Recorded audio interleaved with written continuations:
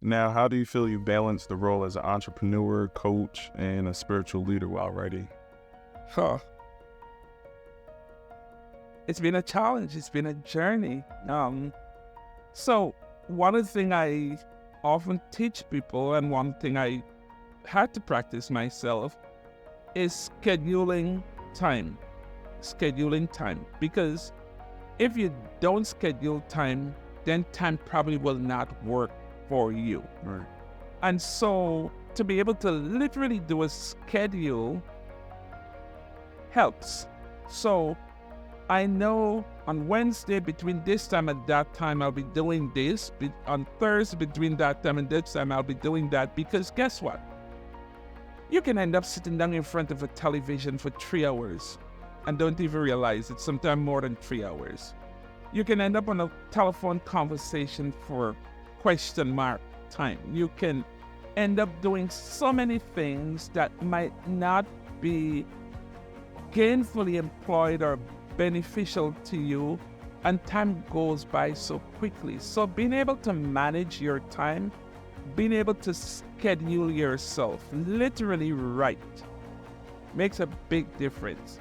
So when you look at your schedule for today, for tomorrow, see, when you have a schedule, then you can say no to those things that would be pulling you otherwise.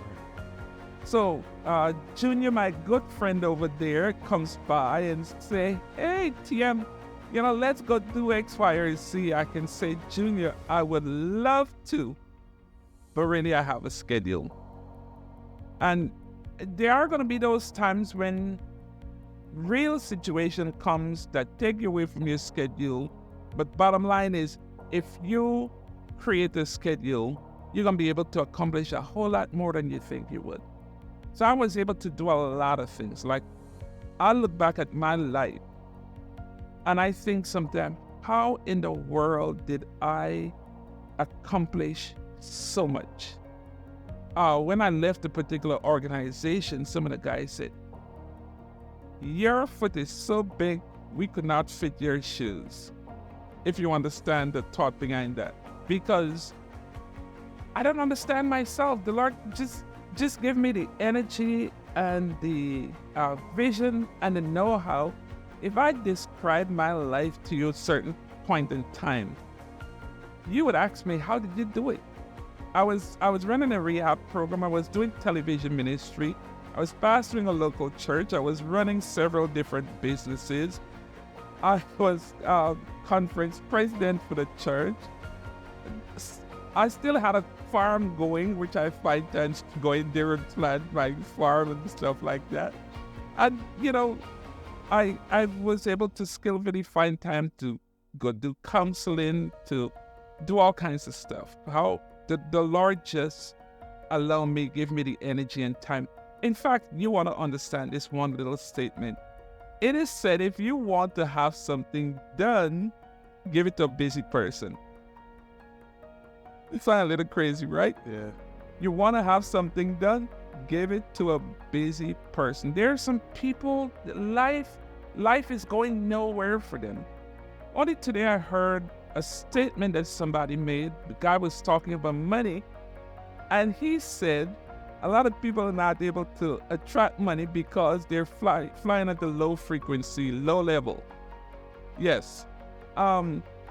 He said money is attracted to high frequency, energetic people. And a lot of time you look, some people have nothing to do. They're in a slum and nothing good is being attracted to their life. But when you get in that place where you become energetic and you're a go-getter and listen to me, I drain every moment of every day of my life. I go to bed in the average night drain because I try to utilize every single moment that I have. I don't like to just sit around having nothing to do. And I believe that's one of the way of being able to get to your next level. Time management. Manage your time. Now, who do you see as the primary audience for getting to your next level? Anybody. Anybody. Everybody. regardless of your religion, regardless of your culture, regardless of your age, this book is for you. Though few of the pages might be, there's so much information and material that's covered in this book. I talk about why some people are not good candidates for marriage. I talk about family life. In fact, one of the high points of my life has been a family counselor. Just as much as I've been an entrepreneur, I've been a pastor and all the others, I've been a family counselor. And just by counseling people and spending time with people, I've changed my life. And one of the quality, now it might sound like I'm prattling a lot here, but one of the good quality that I have as a counselor, I'm an excellent listener. I can sit down here quiet and listen to you. And there's lots of people in this world, they just need somebody to listen to them. A lot of times we think we always have to have something to say. Sometimes people just want somebody. I know I can trust this person. I know when I'm finished here that my story is left right here. And so I can pour out myself and I can talk. People talk to me about all kinds of things in the world. And one of the decisions I've made many years ago is that I am going to respect the confidentiality of people, which is a very rare quality also. Not a lot of people can hear certain things and just it's finished here between me and God.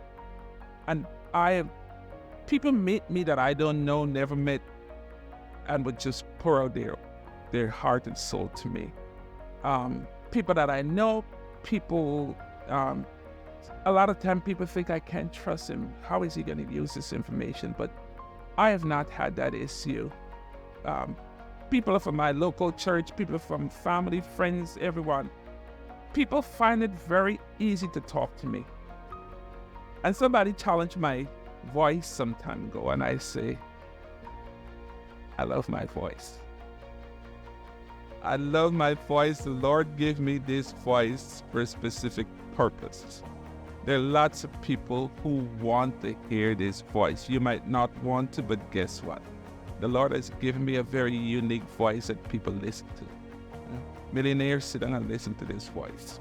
Well, I like to believe we all have a story that, we want to be heard by somebody else. So it is a beautiful thing to listen. What do you believe is the most rewarding feedback you've received from readers so far? I probably should have some of those actual feedback that I've received from people. I have received a lot of rewarding feedback from people. People have said to me, reading your book have literally changed and transformed my life. And I just want to say anybody can change. I've seen so many people change. I told you early on we had a rehab program, and so we would take people off the street. We see people who were living on the street became police officers, firemen. We see thieves become productive citizens, illiterates. There's so many people that came to our ministry could not read and write. I did not go anywhere to learn, to teach people how to read and write, but somehow the Lord gave me the wisdom. I remember sometimes just sitting down and looking at a young man, 15, 16, can't read or write. And I would ask a question like, do you want to get married one day? And he said, yes. And do you want to have kids? Yes. Would you like your 2-year-old to ask you, Dad, can you spell cat for me? And you cannot spell cat. And his eyes would pop open and say, no. I said, well, now you have an opportunity not to make that happen. And so you've got to put your mind out there. It's not impossible. And I've seen, if I show you some of the people who a couple of years ago could not read and write and what they're doing with their life, you would totally not believe me. Total 360. Total. I can show you people who are doing their own business. I can show you people who are working in very renowned organizations. I can show you people who are now pastors, preachers, all kinds of stuff. And a couple years ago, could not read and write. I would think it takes a lot of patience too. That's one thing the Lord has given me.